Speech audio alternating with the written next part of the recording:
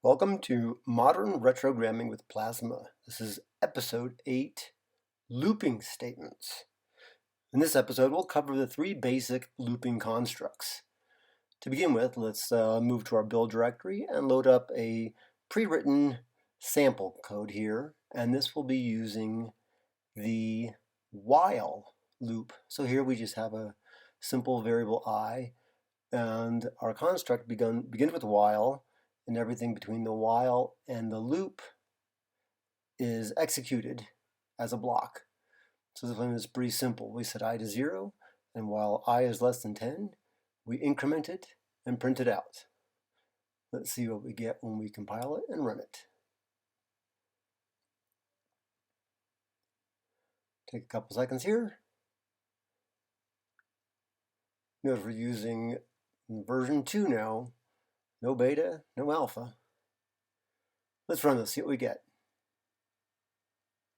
No surprise, we count from 1 to 10 in order. Very simple. Let's go to a second example that extends the first and adds a repeat until loop. Here we'll decrement I, print it out until I is back down to 1. Again, we'll quickly compile this.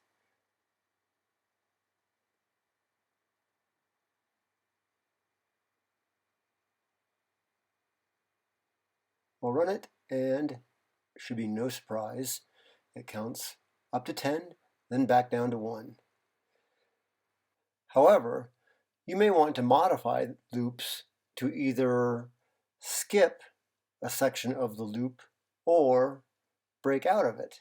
So let's modify this last example. Let's put in a test, and using a continue statement, we will skip the remaining part of the loop and continue, that's the continue statement, on with the next iteration. The condition that it's testing for is when I equals 7. It will continue. So as we compile this now to run it, we will see in our counting that indeed we go from 6 to 8. We actually skip the value of 7 counting up. Now, if we need a way to exit a loop prematurely, we can use the break statement. So we'll use a condition here for I equals 3, and if that's the case, we will break out of the loop. As we compile this real quick, we will run it and check out to see when our loop counting down exits.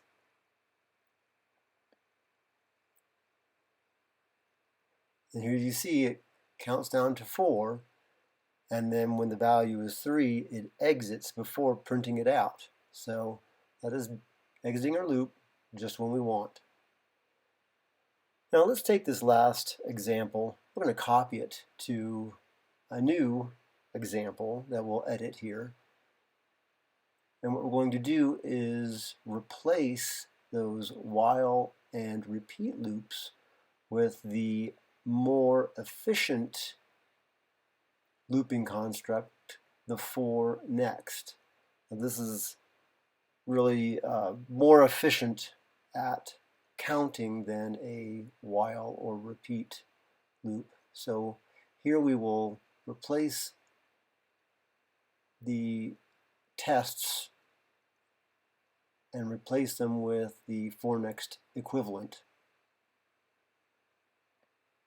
Now, for this first test of the for next, let's just kind of comment out these loop modifier statements just so we get a simple version to start with and verify that works as anticipated.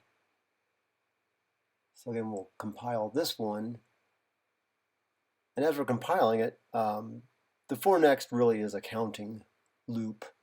The while and repeat loops can use standard tests that don't need to be counting. so they can use a much more flexible approach. But if we're counting, then 4 next is really hard to beat. Again, we'll put in these loop modifier constructs and see that we get the same results as we did with the 8b example. Sure enough, we skip 7 counting up and we stop at 3 coming down. Now notice that the episode 8c binary is significantly smaller than the episode 8b binary, because the 4 next is really the most efficient way to count. So I hope that gives you a nice introduction to our looping constructs. Thanks for watching.